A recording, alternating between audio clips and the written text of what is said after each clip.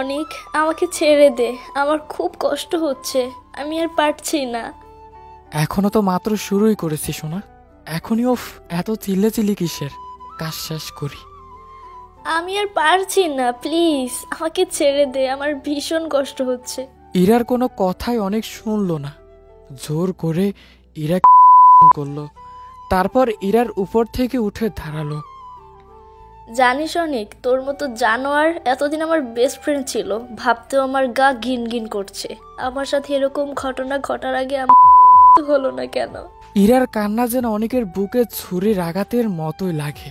সে তো ইচ্ছে করে এমনটা করতে চায়নি। কত করে বলেছিলাম ইরাকে, আমি তোকে ভালোবাসি, প্লিজ আমার ছেড়ে অন্য কারো হওয়ার কল্পনাও করিস না। কিন্তু এরা ঠিকই অন্য কারো হওয়ার চেষ্টা চালায়। তাই তো আজকে এই দুর্ঘটনা।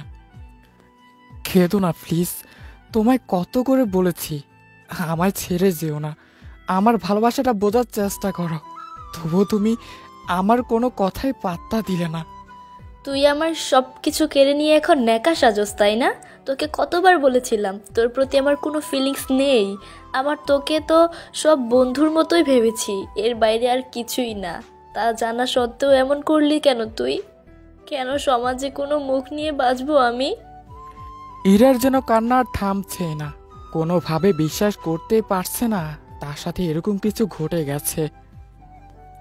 সরি, বিশ্বাস করো ইরা, আমি এরকম কিচ্ছুই করতে চাইনি।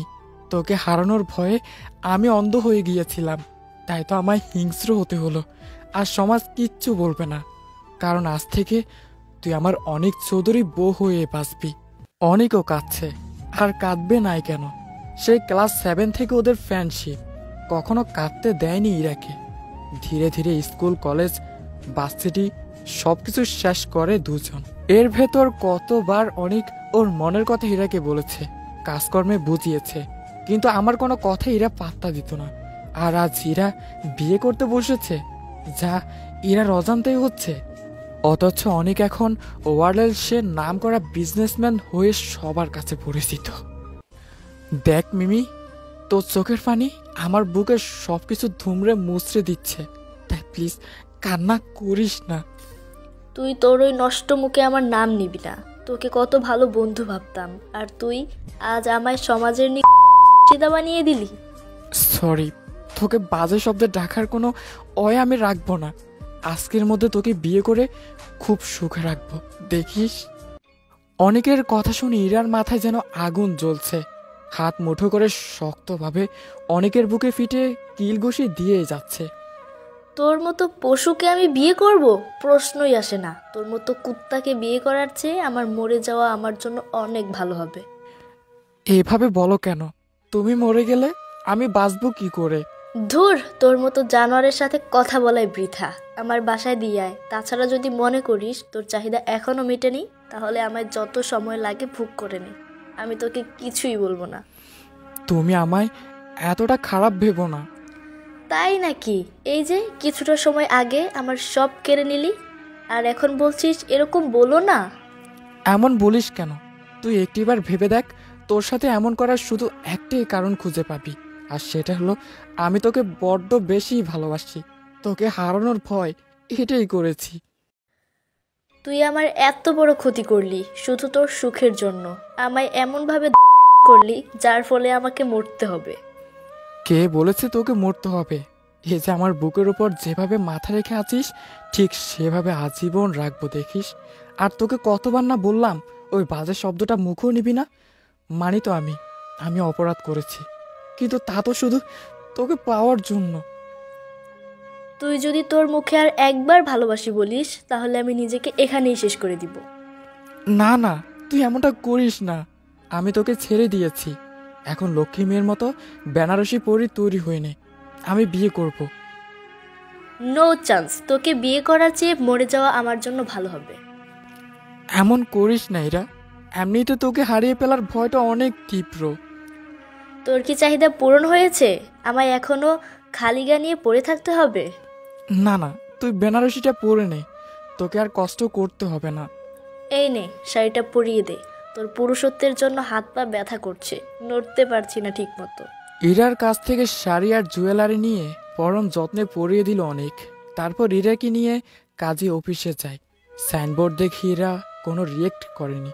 সে আগে কিছুটা আশ করতে পেরেছিল এরকম কিছুই হবে, তবুও নিজেকে শক্ত করে রাখে, মনে মনে প্রতিজ্ঞা করে এরপর সে নিবে। দেখতে দেখতে বিয়ের সকল কাজ শেষ হয়, কিন্তু এরা কোনো রিয়াকশন করেনি। ওর হাবভাব দেখে যে কেউ ভাববে যে নিজে থেকে সব কিছুই করেছে, কিন্তু কেউ তার ভিতরে কি চলছে তা দেখতে পায় না। তারপরে বিয়ে করে অনেক ইরাকে তার বাসায় নিয়ে আসে। ভেতরে নিয়ে চল, এমনিতেই হয়তো শেষ দেখা দেখবি। কি বলিস তুই? শেষ দেখা মানে কি? তোর কুকর্মের জন্য আমায় বাঁচতে দিলি না, আর যে করেই হোক করবই। ইরার কথা বলতে সময় লাগলেও অনেকে জড়িয়ে ধরতে সময় লাগেনি। কারেন্টের গতির চেয়েও বেশি স্পিডে বুকের সাথে মিশিয়ে নেয় ইরাকে, বাহুডোরে শক্ত করে জড়িয়ে চোখের পানি ছেড়ে দেয় অনেক। ইরা, তুমি এমন অলক্ষী কথা বলো কেন? বলেছি না তোমায় ভালোবাসি বলে তো এত কিছু করেছি। বরাবরের মতো এবার বলছি, অপরাধটা আমার জঘন্য, কিন্তু এজন্য তুমি নিজের কোনো ক্ষতি করো না।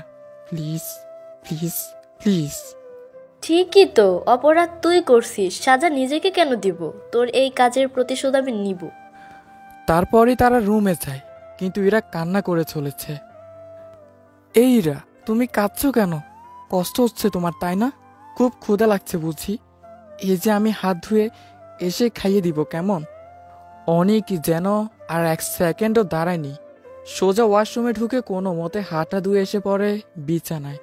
বিছানা বসে খাবারগুলো মাখিয়ে ইরার মুখের দিকে এক লোকমা বাড়িয়ে দেয় অনেক। বাম হাত দিয়ে আলতো করে মুছে দেয় ইরার চোখের পানি। বউ, ও পাখি, হাঁ করো না, খাবে তো? সে সকাল থেকে না খেয়ে আছো, নাও হাঁ করো। এই কুত্তা, তোর এই মুখ দিয়ে আরেকবার যদি বউ পাখি বলিস, তাহলে তোর একদিন কি আমার একদিন দেখে নিবি শালা। প্লিজ ইরা, রাগ হলে আমায় মার, কিলঘুষি তারপর যা ভাল লাগে তাই দে, তবু না খেয়ে থেকো না প্লিজ। কেঁদে দে অনেক। এরার কষ্ট দেখে ওর সহ্য হচ্ছে না। এরা কিছু সময় অনেকের দিকে তাকায়, হয়তো চোখের পানিগুলো মিথ্যে নাকি সত্যি তা দেখার জন্য। খাইয়ে দে ভালো করে, রাতের বেলা তো আগের মতো করে পুরুষত্ব দেখাতে হবে, তাই না? অনেক কোনো কথা না বলেই খাইয়ে দেয় লোকমাটা। ইরার মুখ দিয়ে কোনো কথাই বের হচ্ছে না, অনবরত কেঁদেই চলেছে। খেয়ে নাও বউ পাখি। সে আগের লোকমার মতোই আবারও মুখ তুলে দেয়। পরের লোকমাটা এভাবেই 2-3 বার লোকমা খেয়ে নিল ইরা। ঠিক তখন ইরার মাথায় দুষ্ট বুদ্ধি জাগে, প্রতিশোধ নেয়ার। প্রতিবারের মতো এবারও এক লোকমা মুখে দেয় ইরার। যে না হাতটা বের করবে, অনেক অমনে ইচ্ছাকৃতভাবে হাতে কামড় বসিয়ে দেয় ইরা। উফ, আহ! ব্যথায় খুকি ওঠে অনেক, কিন্তু পরে ইরার মুখের দিকে তাকিয়ে চুপ হয়ে যায়। এভাবে প্রতি লোকমা খাবারের বিনিময়ে প্রতিবারে আঙ্গুলে দাঁত বসিয়ে দেয় ইরা। অনেক কিছু বলেনি, মুখ বুজে সহ্য করে গেছে। অনেকের মুখে যে বিষণ্ণতার চাপ স্পষ্ট বোঝা যাচ্ছে। এরকম কষ্ট ভরা মুখ দেখলেই ইরার ভেতরটা যেন ফেটে যেত। অথচ আজ ইরা যেন আরো খুশি হয়েছে। প্লেটের খাবার তো শেষ, আরো আনবো কি? কি রে, আমার শরীর নিয়ে টেনশন করছিস? আরে চিন্তা করিস না, তুই চাইলে সারা রাত আমায় ভুগ করিস, কোনো অসুবিধা হবে না। অনেক তো কাঁদছে, ওর কাছে যে কোনো উত্তরই নাই। ও নিজের ভুলটা যে কত বড় ছিল তা হাতে হাড়ে হাড়ে টের পাচ্ছে এখন। এখন থেকে নিজেকে কষ্ট দেওয়ার কথা মাথাতেই আনবো না, তোর পাপের ফল তোকে হাড়ে হাড়ে বুঝাবো। সকালের শুরুতেই পাখির কিচিরমিচির শব্দে ভোগ ঘুম ভাঙে ইরার। মিটে মিটে আলোয় চোখ খুলে দেখে তার গায়ে শাড়ি পরানো। আমার গায়ে শাড়ি এলো কি করে? আমি তো কাল শাড়িটা পরিনি, তাহলে কে পরালো? ভাবতে মিমি লাফ দিয়ে ওঠার প্রচেষ্টা করছে, কিন্তু পারেনি, কারণ অনেক ওর পা ছড়িয়ে ধরে শুয়ে আছে। তার উপর ইরার পায়ের দিকে কাপড়টা একটু উপরে চলে গেছে। তা দেখে ইরার মাথায় যেন আগুন জ্বলতে লাগলো।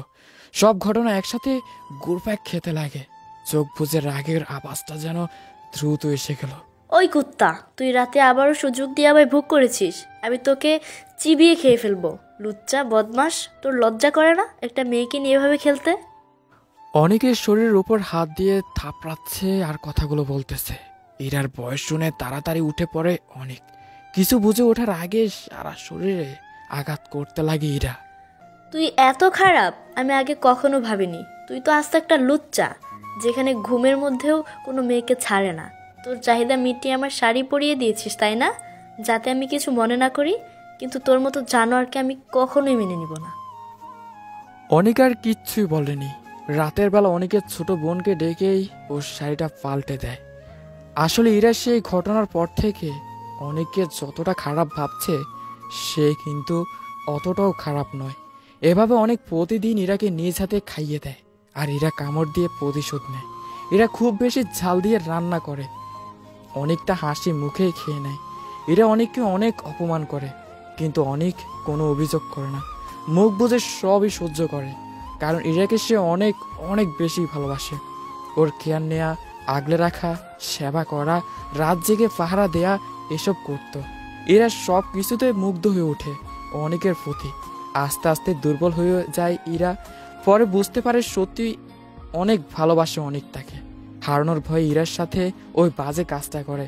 তারপর আর ভালো না বেশে থাকতে পারে না ইরা অনেককে। দুজন মিলে খুব সুন্দর করে সংসার গুছিয়ে নেয়। এখন তো ইরাও অনেকে ছাড়া চলতেই পারে না, বড্ড ভালোবেসে ফেলেছে অনেককে। তো আজকের গল্পটি আপনাদের যদি ভালো লেগে থাকে অবশ্যই শেয়ার করবেন আর কমেন্টস করে জানাবেন যে কেমন হয়েছে। ধন্যবাদ সবাইকে। আল্লাহ হাফেজ।